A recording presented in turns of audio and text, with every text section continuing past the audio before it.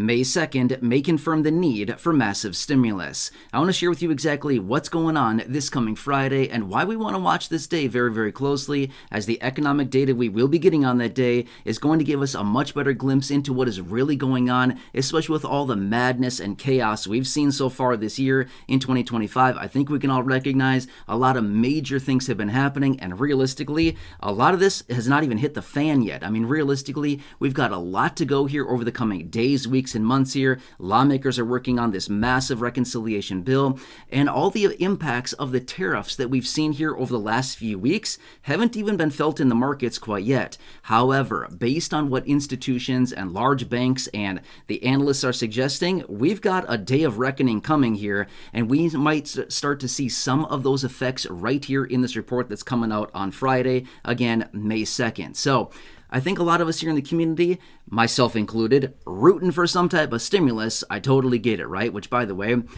I see comments, I see questions, I can see concerns. I see these questions coming in all the time. Again, down below in the chat box, on live streams, here in videos like this, down below in the comment section, I see a lot of questions coming in around stimulus.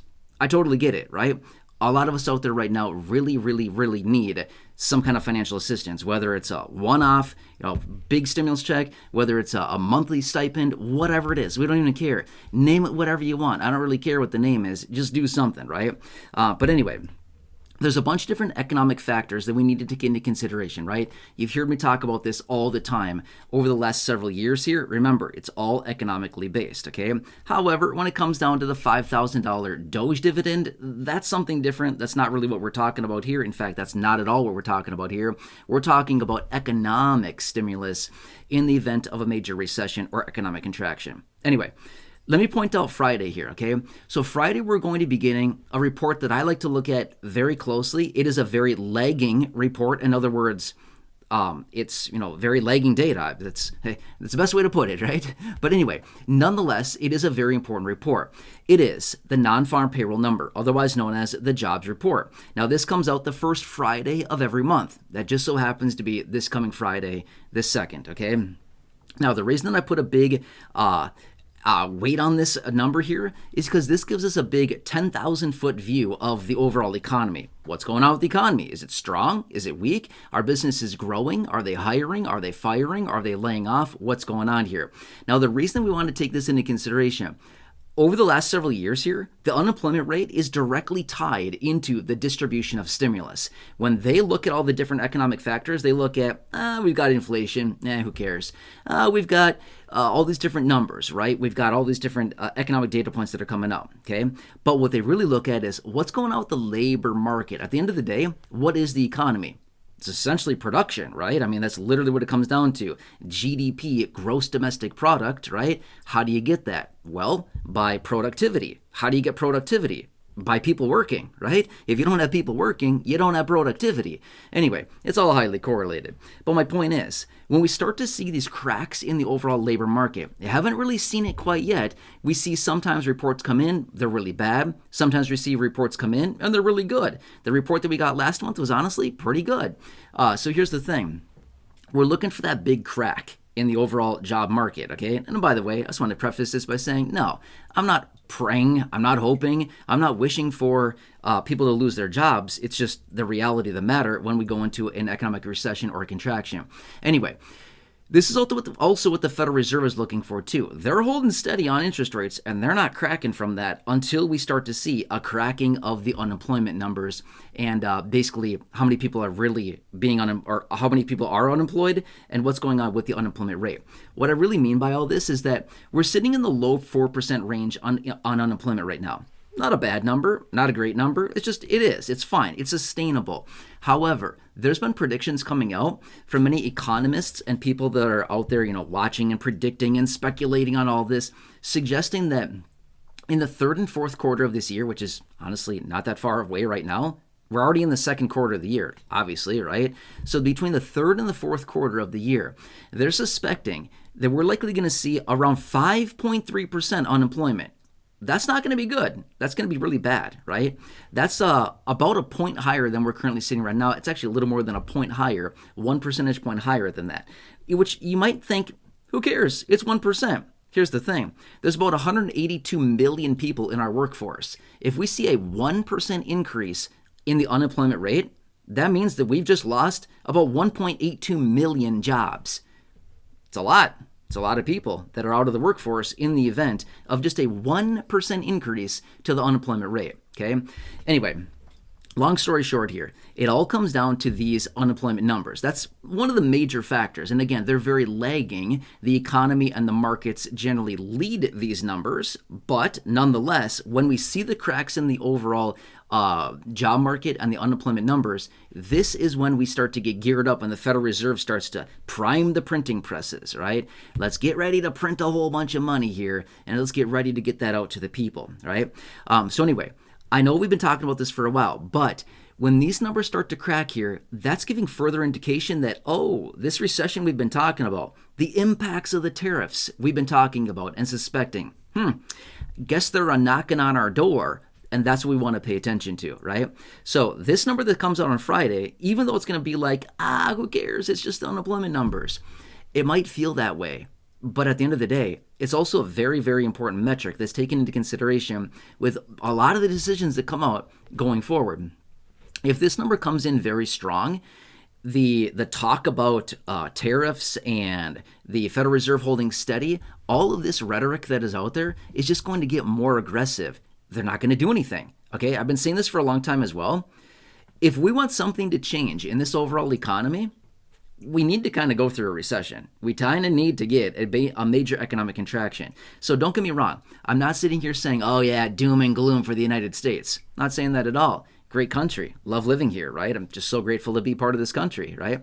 But my point is, unless we want to live the same old thing we've been living for many, many years, high inflation, low incomes, prices that are out of hand, things like this, unless we get a major economic contraction or a major recession, nothing will change. We're going to continue living the same thing and we will get no change whatsoever. So just think of a recession as a reset. It's like a reset button on like a video game or like a phone or whatever, anything, right? Doesn't matter. A reset button, good, resets everything. We get to start over and all is good then. The kinks are out of there and the whole system is fixed up and all is good. So this number that we get out on Friday is going to be on the behalf of April. Yep, it'll be April's unemployment numbers, but it's going to be a very important one to see what we're actually seeing here with all of these numbers and how the talk of this tariffs, the talk of the tariffs and the implementation of it is actually starting to impact the overall economy. We may not see the impacts of this for at least a few more months.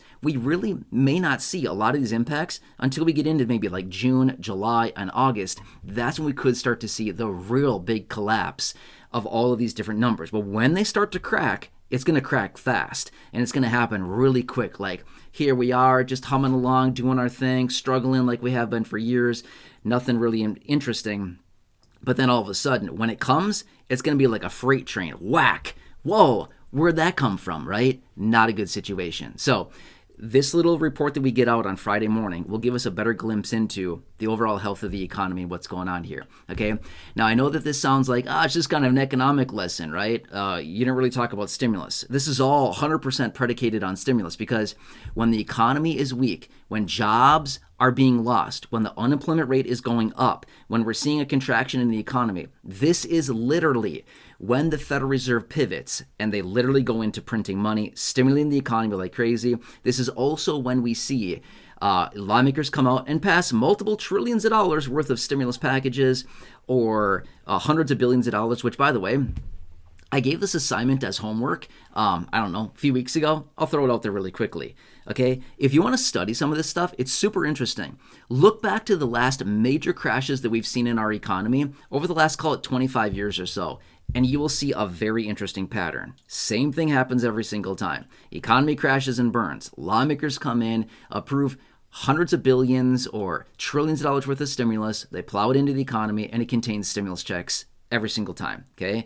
Anyway, look back in history. Super interesting stuff. By the way, I'll just give you a quick little a brief synopsis of this. 2020, we were closing down the economy in March. They came together. They passed a $2.3 trillion package. It was called the CARES Act.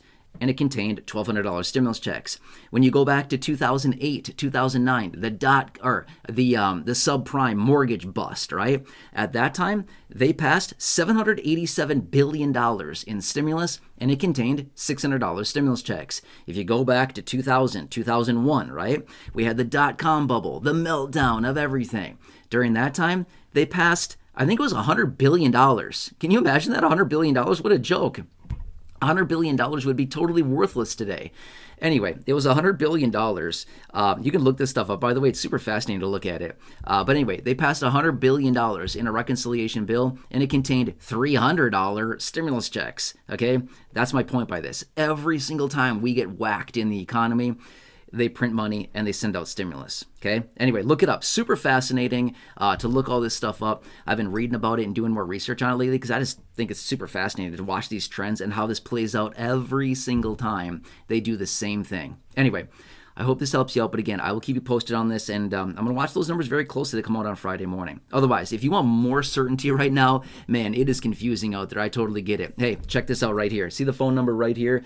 This will connect you with a dedicated team of Medicare advisors. If you're turning 65 at all this year in 2025, if you're retiring at all this year in 2025, if you're moving across state lines or county lines at all this year in 2025, please do yourself a huge favor. Write the phone number down. Here you go. Right there. Phone number. Write that phone number down. Take a picture. Take a screenshot. Give them a call.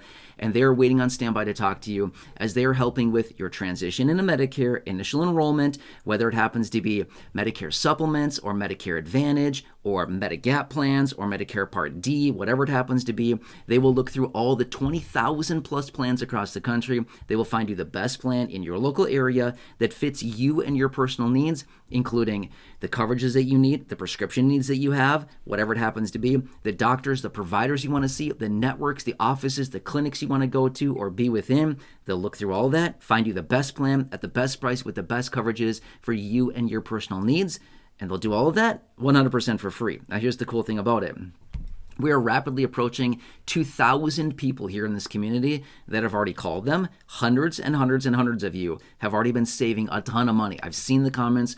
I've seen the testimonials. I've seen all of the information coming in. It's nuts how much money some of you are saving by a simple 5, 10, 15, maybe 20-minute phone call with one of these advisors, which, by the way, they are the leading advisors in the entire country. It's incredible to see what they're doing. Anyway, you know the drill here, right? Write the phone number down, take a picture, take a screenshot, call them. They will work on your behalf 100% for free. Otherwise, let me ask you a huge favor. Who do you know that's also in this situation? Turning 65, retiring, moving, anything like that? Please share that phone number with them. Again, friends, family members, neighbors, acquaintances, siblings, coworkers, parents, anybody like that. Share that phone number with them. They'll be incredibly appreciative of you for sharing that information, and it'll be extremely helpful to them. Anyway, let me ask another favor. If you are new here or if you've not done so yet, please consider subscribing. 100% free to do so. Big subscribe button down below the video. Otherwise, please make sure to check out the other 5,000 plus videos here on the channel in the video library. The popular videos I've hand selected for you down below in the description or popping up on your screen here in just a second. You'll see some videos there. Check those out. Otherwise, until next time, please have a nice day. Thank you so much for joining me. Take care, and I hope to see you again soon in the next video or in the next live stream. Yeah.